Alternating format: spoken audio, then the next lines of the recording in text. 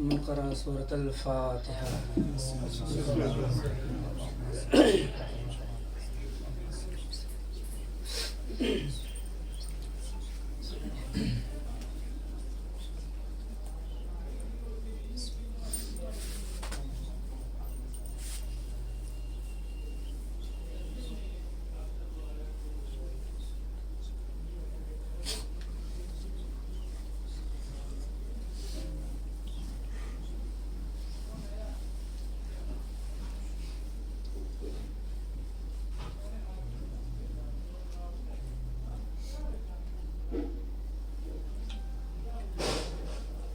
تمام مرحومین کے بلندی درجات کے لیے اور تمام مریضوں کی شفا یابی کے لیے، تمام مولا کے چاہنے والوں کی سلامتی کے لیے تاجیل فرج امام زمان بلند تر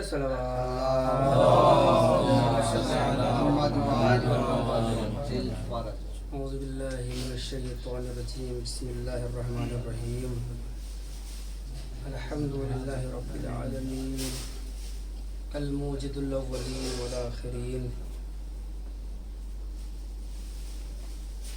الصلاۃ والسلام علی اشرف الانبیاء والمرسلین، سیدنا و مولانا و مولا الثقلین جد الحسن والحسین ابی القاسم محمد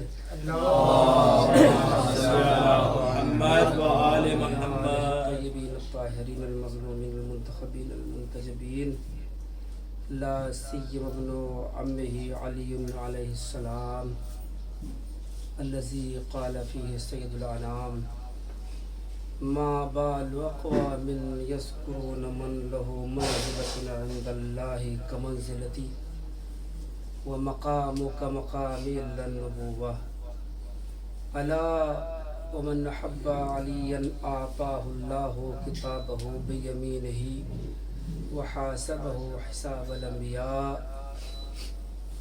الا ومن حب علیا لا یخرج من الدنیا حتى یشرب من الکوثر ویأکل من شجرة الطوبى ویرى مکانه فی الجنہ، واللعنۃ الدائمۃ علی اعدائہم اجمعین من الآن الی قیام یوم الدین، اما بعد فقط قال امیر المومنین علیہ الصلاۃ والسلام، بسم اللہ الرحمن الرحیم، یا اہل الکوفہ انتم اخوانی و انصاری و اعوانی، صلوات بر محمد و آل محمد،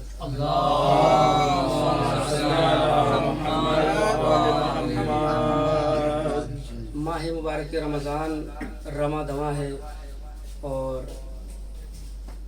رحمتوں کا نزول یہ کے بعد دیگرے اللہ کی جانب سے ہو رہا ہے۔ ہر مصلی ہر صائم اپنے ظرف کے مطابق اپنے دست طلب کو بلند کرتا ہے اور فیضان رمضان سے مالا مال ہوتا ہے۔ یہ انسان کی قابلیت اور صلاحیت ہوتی ہے کہ اس ماہ مبارک رمضان سے کون شخص اپنی صلاحیتوں کو بڑھا کے فیضان رحمت کو اپنے دامن میں زیادہ سے زیادہ سمیٹ لیتا ہے یا کون کوتاہیوں کا شکار ہو جاتا ہے۔ اور ماہ مبارک رمضان چونکہ نجف اشرف میں آپ ہیں الحمدللہ، اور یہاں کی تو برکتیں ویسے بھی ہیں، آپ یہ کہہ سکتے ہیں کہ رحمت بالائے رحمت، رمضان کا مہینہ شہر امیر کائنات اور بارشوں کا یہ ایام، ظاہر سے بات ہے انسان رحمتوں میں گھرا ہوا ہے۔ انسان کو چاہیے کہ رحمتوں میں گھرا ہوا ہے تو رحمتوں کو سمیٹ لے۔ اگر کوئی شخص پیاسا ہے اور دریا کے کنارے کھڑا ہو جائے، وہ یہ چاہے کہ اس کی پیاس بجھ جائے تو پیاس بھڑک اٹھے گی، بجھے گی نہیں۔ کیوں کہ دریا کے صرف کنارے کھڑے ہونے سے پیاس نہیں بجھتی، دریا کے پاس جانے سے پیاس نہیں بجھتی، بلکہ دریا کے پاس جائے اور اپنے کاسے سے پانی نکالے اور لب تک لائے پیے۔ تو ماہ مبارک رمضان چل رہا ہے تو رمضان میں سانس لینے سے صرف مسئلے کا حل نہیں ہونے والا ہے۔ اگر آپ چاہتے ہیں کہ رمضان سے استفادہ کرے تو اپنے کاسے طلب کو بڑھائے، اللہ کی بارگاہ میں دعا کرے، کار خیر کرے اور اسی کاسے طلب کی وسعت کا نام ایک مجلس اعضا ہے، جو مجلس اعضا منعقد کی جا رہی ہے مرحومین کی جانب سے اور دیگر مومنین کی جانب سے. کیوں؟ تاکہ زیادہ سے زیادہ ثواب. ظاہر سی بات ہے بندے خدا ایک روزہ رکھتا ہے تو روزے کا ثواب ہے کہ نہیں ہے، ثابت ہے. لیکن ایک انسان چاہتا نہیں مجھے روزے کا بھی ثواب چاہیے، تلاوت قرآن کا بھی ثواب چاہیے، فرش اعضا کا بھی ثواب چاہیے. جتنی زیادہ طلب بڑھتی جائے گی اتنا ہی زیادہ انسان نعمت رمضان سے مالا مال ہوتا جائے گا. صلوات پڑھے بر محمد و آل محمد. اللهم صل على محمد وآل محمد. اور روزہ لوگ یہ سمجھتے تھے کہ روزہ قدیم زمانے میں قبل اسلام لوگ یہ سمجھتے تھے کہ دین سے یعنی ان کے اعتبار سے ان کے مطابق اللہ سے قریب ہونے کا جو بہترین ذریعہ ہے روزہ ہے. چونکہ جو انبیاء ما سبق تھے انہوں نے اس کی تعلیم دی تھی اور ہر صاحب شریعت نبی کے زمانے میں اس کی شریعت کے مطابق روزے کی الگ الگ شکلیں تھیں جس کی شکلوں کو بعد میں امت نے بگاڑ دیا.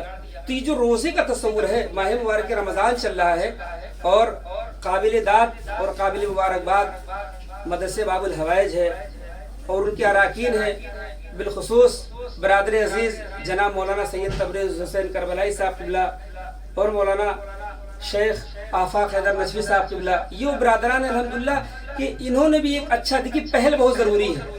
یہ جو مدرسے باب الحوائج کی یہ پہل ہے یہ کوئی 2025 کی نئی پہل نہیں ہے، نہیں یہ پہلے کی پہل ہی ہے. اور ایک عرصے دراز سے جب سے اس مدرسے کا وجود ہے، جہاں تک مجھے علم ہے جب سے اس مدرسے کا وجود ہے تب سے الحمدللہ کار خیر میں اس مدرسے کی پہل رہی ہے. اور ہمیشہ مدرسے باب الحوائج نجف اشرف نے کوشش یہ کی ہے کہ زیادہ سے زیادہ سعادتوں کو سمیٹ لیا جائے. پہل کرنے والا بھائی تحریک کیسے چلتی ہے؟ تحریک کامیاب کب ہوتی ہے؟ جب محرک کوئی ہو. تو نجف اشرف میں الحمدللہ بہت سارے محرک مدارس ہیں، انہی محرک مدارس میں سے ایک مدرسے کا نام ہے مدرسے باب الحوائج، اور جس کے روح رواں دو عظیم شخصیات ہیں مولانا آفاق حیدر صاحب قبلہ اور مولانا تبریز حسین کربلائی صاحب قبلہ. اس کو لے دے کے چل رہے ہیں اور اس کی باقاعدہ مدیریت کر رہے ہیں. جو حق ہوتا ہے دیکھیے ایک بار تو یہ ہوتا ہے کہ انسان کہہ دے اور ہو جائے، یہاں کہنا ہونا نہیں ہے. چونکہ مولانا تبریز حسین صاحب کربلائی قبلہ انڈیا میں بھی ہمارے ساتھ تھے اور ہم یہاں بھی کافی عرصے تک ساتھ میں تھے. تو تبریز صاحب کربلائی کا جو ایک معیار ایک مزاج ہے وہ کہنے اور ہونے والا نہیں ہے.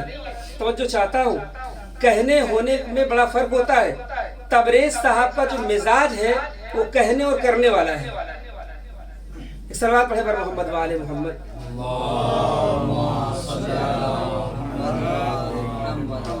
اور یہ جو کہنا اور کرنا ہوتا ہے یہ توفیقات الہیہ کے سبب ہوتا ہے. اگر اللہ کی توفیق نہ ہو تو آپ کہیں گے اور سوچیں گے ہو جائے.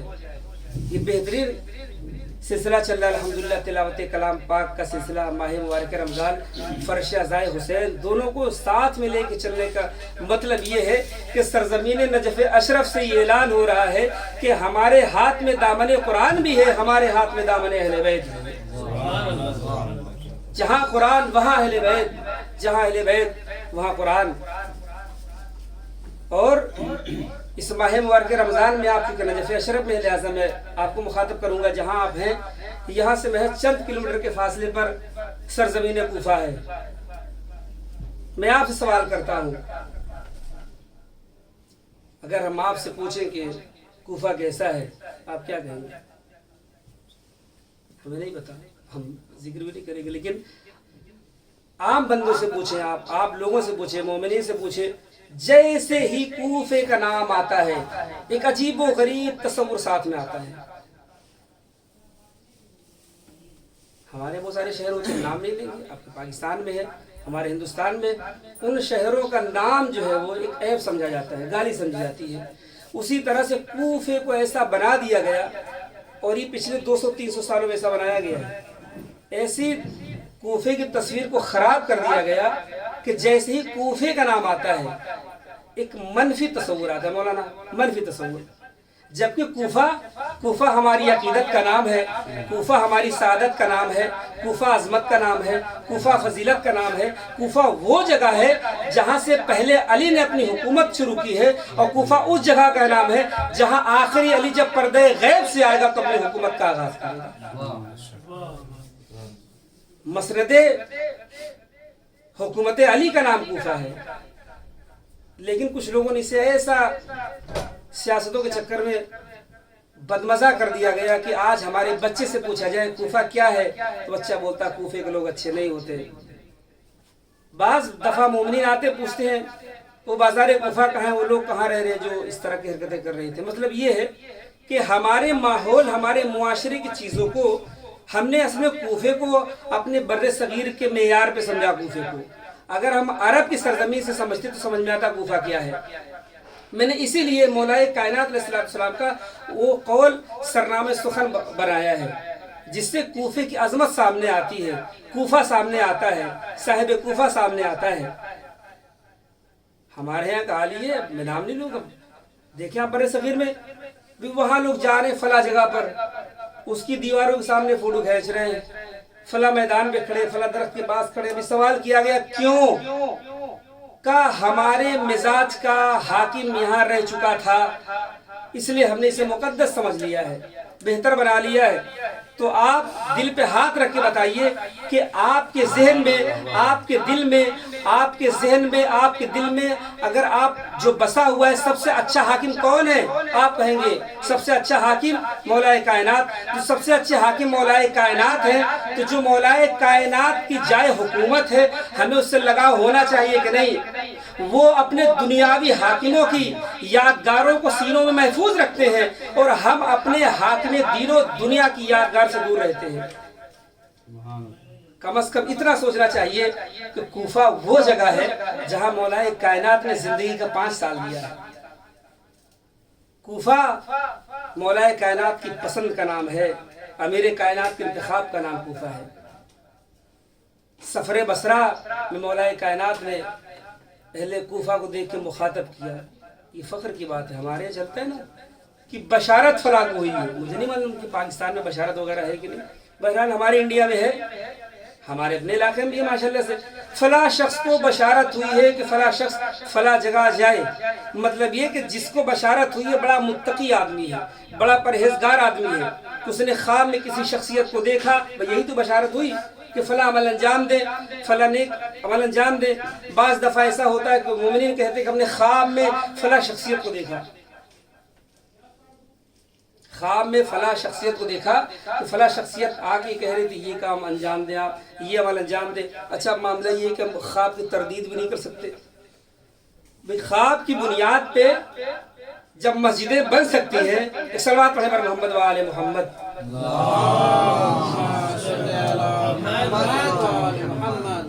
ہم یہ سوچ رہے ہیں کہ ہمارا آقا ہم سے کچھ کہے، ہم تو کہہ رہے ہیں کہ مولا حسین ہم آپ کے ہیں، مولا علی ہم آپ کے ہیں، ہم تو کہہ رہے ہیں ہم آپ کے ہیں۔ کمال تو تب ہے کہ جب ادھر سے تائید ہو جائے کہ واقعی ہم ان کے ہیں، وہ ہمارے ہیں۔ جسے جناب حر کو تائید مل گئی تھی، مولا حسین نے کہہ دیا تھا، جناب حر کو بتا دیا، میسم تمار کو مولا کائنات نے بتا دیا کہ انت معی فی درجتی، میسم تم گھبرانا نہیں، تم ہمارے ساتھی نہیں رہو گے، ہمارے ہم پلہ درجے میں رہو گے۔ تو یہ معیار ہوتا ہے کہ بشارت۔ مولا کائنات علیہ السلام سفر بصرہ پہ ہیں اور اس کے بعد سے مولا کائنات علیہ السلام نے کوفے کے جانثاروں کو دیکھا، کوفے کے بہادروں کو دیکھا، کوفے کی دیانت دیکھی، کوفے کی امانت دیکھی، کوفے کے لوگوں کے خلوص کو دیکھا، محبت کو دیکھا، اور دیکھنے کے بعد مولا کائنات ٹھہرتے ہیں، ایک بلند مقام پہ ٹھہرتے ہیں، اور جو دوسرے لشکر والے کے افراد ہوتے ہیں جو دوسرے شہروں سے تعلق رکھتے ہیں، ایک مرتبہ ان سے کہتے قریب آ جاؤ، سب قریب آتے ہیں، اور میرا مولا علی ایک مرتبہ اشارہ کرتا ہے، کس کی طرف؟ اہل کوفہ کی جانب اشارہ کرتا ہے، یا اہل الکوفہ انتم اخوانی، اے اہل کوفہ تم آج فوجی نہیں ہو، تم آج میرے ماننے ہی والے نہیں ہو، بلکہ تم آج میرے بھائی کی حیثیت سے ہو، اور آج تمہیں علی ابن ابی طالب تمہیں اپنا بھائی کہہ رہا ہے۔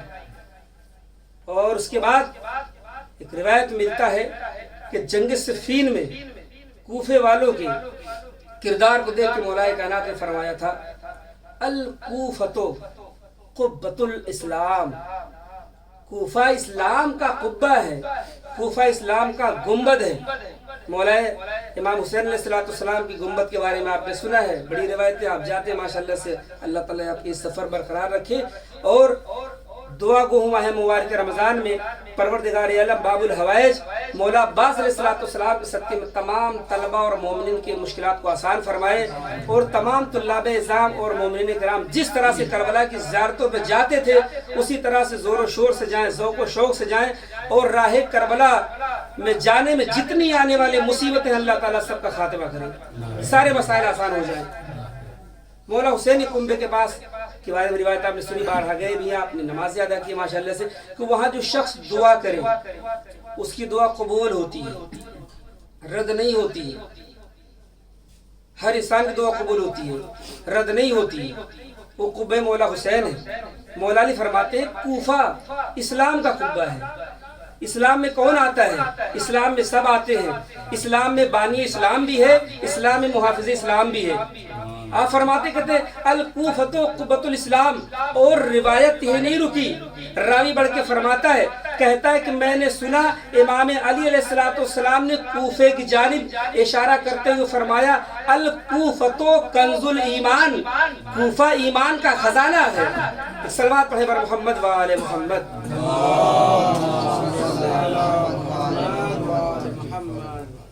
कूफा इस्लाम के खुब्बे का नाम है, इस्लाम के मरकज का नाम है। कूफा ईमान के खजाने का नाम है। जाहिर सी बात है जिस कूफे का इंतखाब मौलाए कायनात ने अपनी हुकूमत के आसिमा बनाने के लिए किया हो, उसी कूफे का इंतखाब पर्दे गैब में रहने वाले आखिरी अली भी करेंगे। उनकी भी पसंद कूफा, यानी पहले अली की पसंद का नाम कूफा और आखिरी अली की पसंद का नाम कूफा। तो जब दोनों अली की पसंद का नाम कूफा, तो दोनों अली के दरमियान जितने अली और मोहम्मद हैं उनकी पसंद का नाम कूफा। तो जब हमारे इमामों की पसंद का नाम कूफा है तो हमारी भी पसंद का नाम कूफा। लिहाजा कूफा हमें दिल से अजीज था, अजीज है, अजीज रहेगा। हाँ, जुज़ी मसाइल तो हर जगह होते हैं। मौलाए कायनात मदीने में थे, कितने आपके चाहने वाले, कितने जानिसार थे, बहुत थे। मौला हुसैन अलैहिस्सलाम जब मदीने थे तो आपने तबलीग की, आपने इस्लाम फैलाया, हक़ाइक़ आपने सबके सामने लाए। फिर मेरा मौला जब मदीने से निकला है करबला के लिए, तो रिवायत बताती तकरीबन 4 महीना कहाँ ठहरा? मक्के में 4 महीना मौलाए कायनात मौला हुसैन अलैहिस्सलाम मक्के में ठहरे, और ठहरने के बाद खुतबा दिया, दीन फैलाया, इस्लाम बताया। कितने लोग मक्के से इमाम हुसैन के साथ आए। देखिए कूफे की तारीख बहुत बड़ी है। मैं अपने टूटे फूटे अल्फाज में समेटने की कोशिश करूंगा ताकि मुस्बत मफहूम आपके सामने पेश कर सकूं कि मौला हुसैन मदीने से निकले। चंद वो अफराद जो मौला हुसैन के साथ आने वाले थे, जिनको मौला ने कहा नहीं आपके लिए बेहतर है कि आप मदीना मुक़द्दसा में रहें आप। लेकिन दीगर अहले मदीना कहाँ थे? गायब। मक्के पहुंचे, 4 महीने तबलीग की। 4 महीने के बाद अहले मक्का कहाँ थे? गायब। असहाब की औलादें कहाँ थी? गायब। वहां से मेरा मौला हुसैन आता है। अच्छा ये देखे, मौला हुसैन क़यामत से पहले जनाब मुस्लिम को मौला हुसैन भेजते हैं कि आप जाएं। जनाब मुस्लिम आते हैं। अब जनाब मुस्लिम जब आते हैं, जो हालात कूफे के थे उसको रिवायतों में जो रावियों ने नकल किया है बड़ी खयानत के साथ। उस वक्त जितने मौला के चाहने वाले थे या जितने मौला की तरफ रागिब थे, उनके 3 तरह के हालात थे। या तो मसलहतन अपनी जान बचाने के लिए खामोश थे, जो लोग कहते हैं कि मौला इमाम हुसैन अलैहिस्सलाम के सफ़ीर के साथ क्या किया गया, उसके कई वजूहात थे। सरकार ने क्या मुश्किलात खड़ी कर रखी थी कोई नहीं बताता। रावी चूंकि पैसा ले चुका होता है हुकूमतों से, लिहाजा रिवायतों को काट छाट के पेश करता है। 3 तरह के अफराद थे, या वो लोग थे जो अपनी जान बचाने के लिए तक़ीतन खामोश थे, या वो अफराद थे जो कूफे से ही जा चुके थे, या वो अफराद थे जो खुल के सामने आए। अच्छा जब खुल के सामने आए तो उन्हें शहीद कर दिया गया। लेकिन हमारे यहाँ क्या है, ऐसा किरदार बना के पेश किया। देखिए हमने बताया पहले ही से कि कुछ जुज़ी तौर पे मुश्किलात हर जगह है। क्या हमारे यहाँ नहीं है? आपके यहाँ नहीं है? कहाँ नहीं है? लेकिन कुछ मुश्किलात होती हैं। लेकिन कुछ मनफी पहलू के पाए जाने का मतलब हरगिज़ ये नहीं होता है कि जो उसका इजाबी पहलुओं से खत्म कर दिया जाए। इजाबी पहलू में नहीं होता है। शुहदाए करबला की तादाद आप देखें कितने, मशहूर जो है 72 है, 72 में उठा के आप देखिए। हम बनु हाशिम की बात नहीं करते, बनु हाशिम के अलावा आप शुहदाए करबला की तादाद अल्लामा साहब उठा के देखिए, तो सबसे ज्यादा जिसकी तादाद है शहीद होने वाले शुहदाए करबला में, सबसे ज्यादा किसी की तादाद अगर है वो तो किसकी है? अहले कूफा की है। हमने कूफे किरदार को भुला दिया। हम सुमराद आप उलमा इकराम नहीं, अवाम की बात में कर रहा हूँ, भुला दिया। और एक जुमला उठाया जनाब मुस्लिम के वाक़े से कि जनाब मुस्लिम, अच्छा वो अहले कूफा इतने बागैरत थे जिन्होंने जिस भी एतबार से साथ नहीं दिया, सामने नहीं आए, बाद में तवाबीन कहलाए वो, उन्हें शर्मिंदगी का एहसास हुआ। तो कहने का मतलब ये है कि कूफा एक अच्छी जगह का नाम है भाई, कूफा मेयारी जगह का नाम है, और आपसे बेहतर कौन जान सकता है। बाज रिवायत मिलता है मौलाना जाहिद साहब क़िबला के तकरीबन तमाम नबियों ने अपने अपनी शरीयत के मुताबिक सरजमीन कूफा, जहाँ मस्जिद कूफा है, वहाँ इबादत बजा लाई है। कौन छोड़ता है कूफे को? अब एक आखिरी सवाल, उसके बाद इंशाअल्लाह ताला हम अपनी मंजिल तरफ आएंगे। मौलाना आफा खैदर साहब क़िबला है, आप सरजमीन करबला पे अल्हम्दुलिल्लाह मुकीम है, और अल्लाह ताला हम सबको तौफीक दे कि हम लोग बाआसानी करबला जाएं और वहां से आएं, कोई मसला ना हो। कूफे को बदनाम क्यों किया गया? बदनाम करने की वजह क्या थी? वजह आप जानते हैं, आप अहले इल्म में, आप मुझसे बेहतर जानते हैं कि जब मिंबर कूफा की बुलंदी से आबो ताब के साथ कमरे इमामत नूरे इमामत को बिखेर रहा था, तो इसकी इस किरण में, इसकी इस रोशनी में बहुत सारी हुकूमतों के तख्त के पाए बह गए, उनकी तारीख खत्म हो गई, उनका वजूद खत्म हो गया। और ऐसा वजूद खत्म हुआ कि मौलाए कायनात की हुकूमत के पहले दिन जब मौलाए कायनात ने नमाज बा जमात अदा कराई है, तो कई शख्स ने यह आवाज बुलंद की है कि आज मैंने एक अरसे दराज के बाद वो नमाज पढ़ी है जो नमाज मैंने नबी के पीछे पढ़ी थी। मौलाए कायनात ने नबी की नमाज याद दिला दी, एक नमाज पढ़ा, नबी याद आ गया। न जाने कितनी नमाजें अली के पीछे पढ़ के उसने नबी को याद किया होगा। एक सलवात पढ़े बर मोहम्मद व आले मोहम्मद।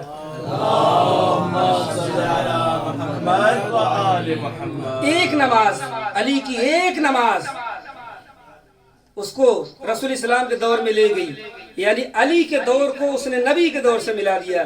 कहा आज तो मैंने वो नमाज पढ़ी है, आज उस अंदाज की नमाज मैंने पढ़ी है, उस मेयार की नमाज पढ़ी है, उस सुकून की नमाज पढ़ी, उस इत्मीनान वाली नमाज को मैंने अदा किया है जो नबी के पीछे कभी मैंने अदा की थी। मतलब ये कि अली का तर्ज हुकूमत देख के लोगों को नबी याद आ रहे थे, और नबी की याद होने का मतलब ये है कि लोगों ने अली और नबी के दरमियान रहने वाली हुकूमतों को भुला दिया।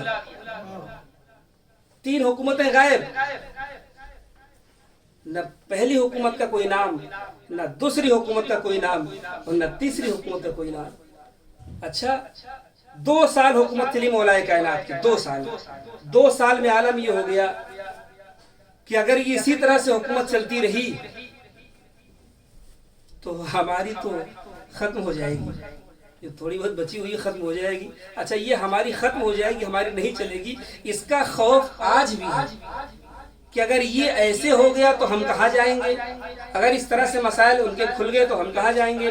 फला अल्लामा साहब आके अगर हमसे पहले मजलिस पढ़ दिए और उनकी मजलिस बहुत अच्छी होगी माशाल्लाह से, तो फिर हमारा क्या हाल होगा। ये खौफ हर जमाने में हर इंसान को रहा है। खौफ किसे नहीं रहा? खौफ उसे नहीं रहा है जिसने अल्लाह वलिल्लाह काम किया। 2 साल गुजरा मौलाए कायनात की हुकूमत का। 3रे साल में जब मौलाए कायनात की हुकूमत दाखिल हुई है तो लोग मौलाए कायनात गिरविदा हो गए।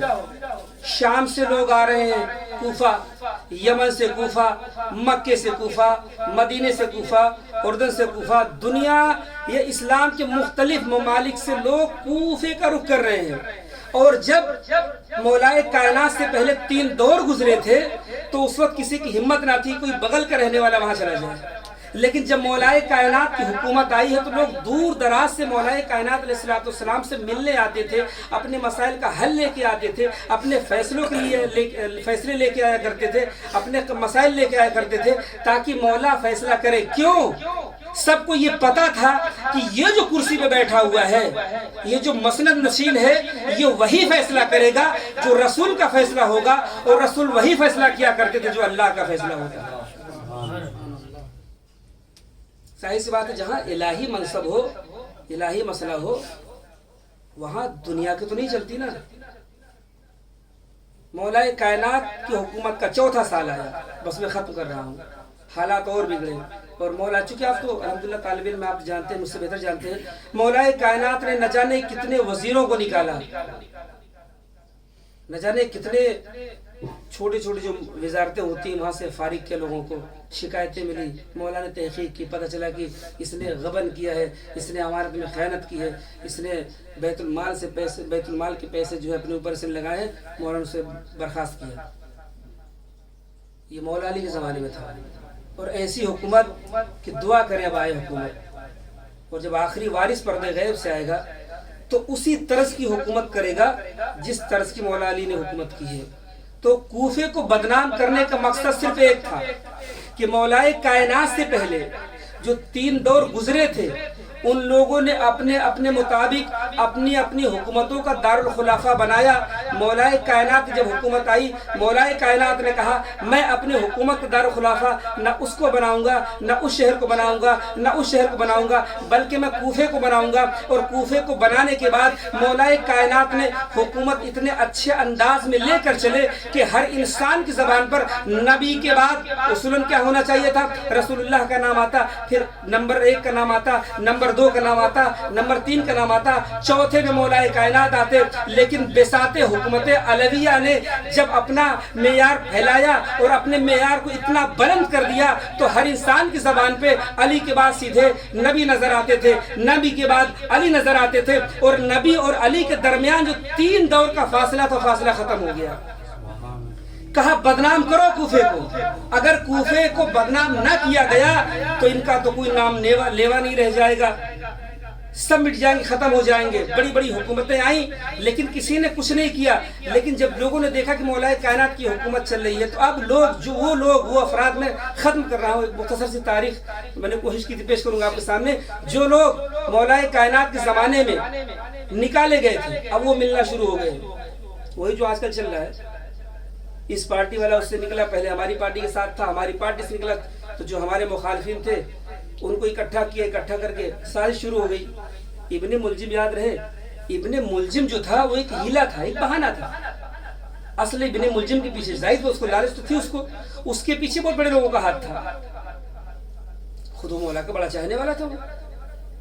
لہٰذا ہمیں چاہیے کہ ہم اپنی ہر سانس میں اپنے آپ کو مولائی کہیں، مولا علی کا چاہنے والا کہیں، مولا علی کا ماننے والا کہیں۔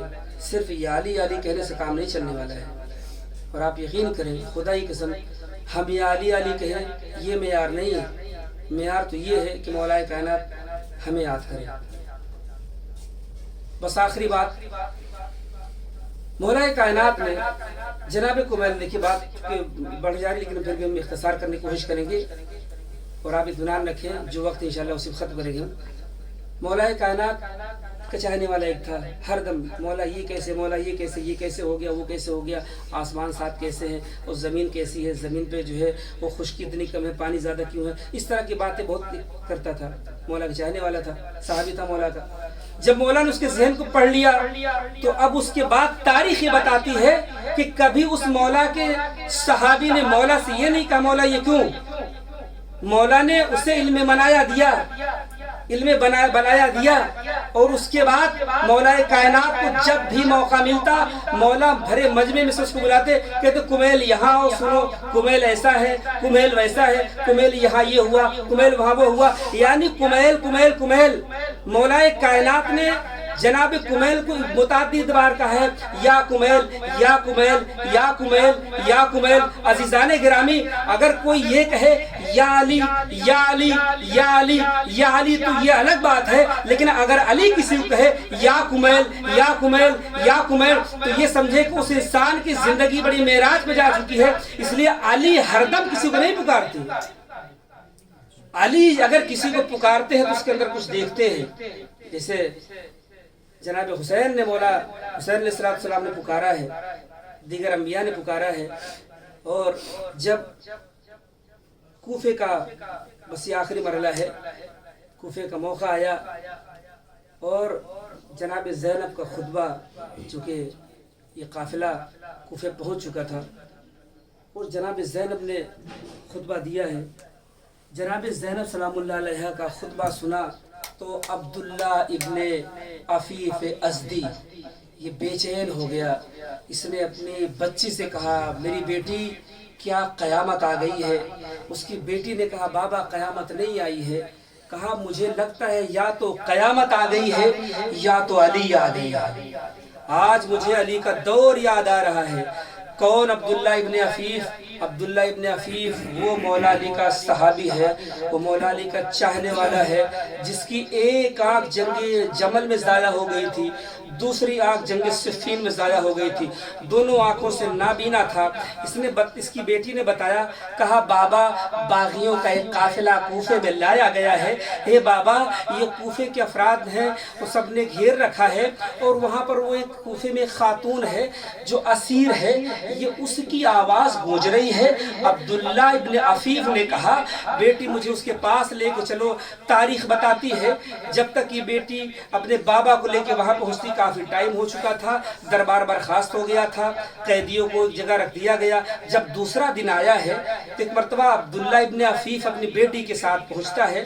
پہنچنے کے بعد عبداللہ ابن عفیف نے بیٹی سے کہا بیٹی مجھے اس طرف لے چل جہاں ممبر لگا ہے۔ بیٹی کہتی ہے بابا ابھی مجھے اندازہ نہیں ہو رہا ممبر کہاں لگا ہے۔ اے عزاداران مظلوم کربلا، ایک مرتبہ جب ممبر لگا ہے اور ابن زیاد ملعون ممبر پر جاتا ہے، جانے کے بعد کہتا کیا ہے؟ ہمارے یہاں تو ایسا ہے نہیں، ہم اسے حمد نہیں کہہ سکتے۔ بہرحال وہ اللہ کا نام لیتا ہے، اللہ کا نام لینے کے بعد اہل بیت کی تذلیل کرتا ہے، مولا حسین کی توہین کرتا ہے۔ جب وہ مولا حسین کی توہین کرنے لگتا ہے تو ایک مرتبہ عبداللہ ابن عفیف جو ہزاروں کے مجمع میں کھڑا تھا، وہ ہزاروں کا مجمع جو مولا کائنات کو دیکھ چکا تھا، مولا کائنات کو جان چکا تھا۔ میں نے بتایا تھا کہ کوفے والوں کو 3 مجبوریاں تھیں، 3 وجوہات تھے جس کی وجہ سے کوفے والے 3 گروپ میں بٹے ہوئے تھے۔ یہ عزاداروں لوگ خاموش تھے، لیکن یہ وہ بندے خدا تھا عبداللہ ابن عفیف جو کہ اندھا تھا۔ لوگ دیکھ کے خاموش تھے، عبداللہ سے برداشت نہ ہو سکا۔ عبداللہ نے کہا تجھ پہ لعنت ہو ابن زیاد، تیرے باپ پہ لعنت ہو جیسی لعنت کی ہے۔ ایک مرتبہ ظالم آیا ہے اور آنے کے بعد عبداللہ کو لے کے جاتا ہے، اور عبداللہ کو لے کے جب جاتا ہے وہ شہید کرنا چاہتا ہے، عبداللہ کی جان لینا چاہتا ہے۔ عبداللہ کی بیٹی کہتی ہے ان کنت رجلا، کاش کہ اللہ نے مجھے آج مرد بنایا ہوتا تو میں آج زہرا کی بیٹیوں کی میں حمایت کر کے بتاتی، اے بابا آپ نے حمایت کی تھی، میں بھی سیدہ کی بیٹیوں کی حمایت کرتی۔ اے عزاداران مظلوم کربلا، یہ وہ کوفہ ہے کہ جہاں آنے کے بعد زینب کے پیر میں لغزش تھی۔ اللہ اکبر۔ اے عزادارو ایک روایت ملتا ہے کہ کوفہ سے جب کوفہ میں قافلہ آیا ہے کربلا سے نا، بس میں نے ختم کیا ہے، تو قافلے کو براہ راست کوفے میں نہیں لے جایا گیا، قافلے کو کوفے کے باہر مسجد حنانہ کے پاس لا کے ٹھہرایا گیا۔ اے عزادارو جب قافلہ یہاں ٹھہرایا گیا تو 2 دن ہو گئے تھے، قافلہ کوفے میں داخل نہیں ہوا، تو کسی نے پوچھا امام سجاد سے کہ مولا یہ کیا وجہ ہے کہ قافلہ کوفے میں داخل نہیں ہو رہا ہے؟ تو مولا نے کہا جا کے کسی ظالم سے پوچھ۔ وہ شخص جاتا ہے، شمر ملعون ان سے پوچھتا ہے کہ ارے یہ بتا کہ یہ قافلہ کوفے میں داخل کیوں نہیں ہو رہا ہے؟ اللہ اکبر! اے عزادارو، قیامت کا جواب دیا اس نے، کہا ارے کوفے کو سجایا جا رہا ہے، کوفے کی گلیوں کو سجایا جا رہا ہے، کوفے کو بازاروں کو سجایا جا رہا ہے، جہاں جہاں سے سید زادیوں کو گزارا جائے گا وہاں آئینہ بندی کی جا رہی ہے، شیشے لگائے جا رہے ہیں تاکہ سید زادیوں کے ایک چہرے مختلف جگہوں پر چمکیں اور لوگ دیکھیں، اہل بیت کی توہین کریں۔ اے عزادارو، جب 2 دن تمام ہو گیا، تیسرا دن آیا ہے نا، تو سید سجاد قافلہ سالار قافلہ لے کے جب آگے بڑھتے ہیں تو چند قدم چلنے کے بعد زینب نے ایک مرتبہ سید سجاد سے کہا کہ اے بیٹا سید سجاد، آج مجھے غیرت آ رہی ہے، کہیں زینب کا دم نہ نکل جائے، لیلا زینب کو سنبھالو۔ سجاد نے کہا اے پھوپھی اماں، ارے آپ تو کوفے میں اس سے پہلے آ چکی ہے، اے پھوپھی اماں آپ کا دم کیوں نکل جائے گا؟ زینب نے کہا اے سجاد، ارے جب میں پہلی بار کوفے میں آئی تھی اپنے بابا علی کے ساتھ آئی تھی، میرے بابا نے کہا تھا اے کوفے والو آج گھروں سے باہر نہ نکلنا، میری بیٹی زینب کوفے میں آ رہی ہے۔ اے سجاد، آج جب میں تیرے ساتھ کوفے میں جا رہی ہوں تو تماشائیوں کا ہجوم ہے۔ اے سجاد، زینب بے پردہ ہے، میرے سر پہ چادر نہیں۔ اے سجاد، اگر کہیں میری کوئی شاگردہ بازار کوفہ میں مل گئی اور مجھ سے سوال کر لیا اے زینب، ارے تم تو کہا کرتی تھی نا کہ کبھی زندگی میں اپنے سر سے پردہ نہ اتارنا، اپنی چادر نہ اتارنا، اے زینب آج ہم باردہ ہیں، آپ کے سر پہ چادر نہیں ہے۔ سجاد، یہ غیرت مجھے مار ڈالی۔ انا للہ و انا الیہ راجعون۔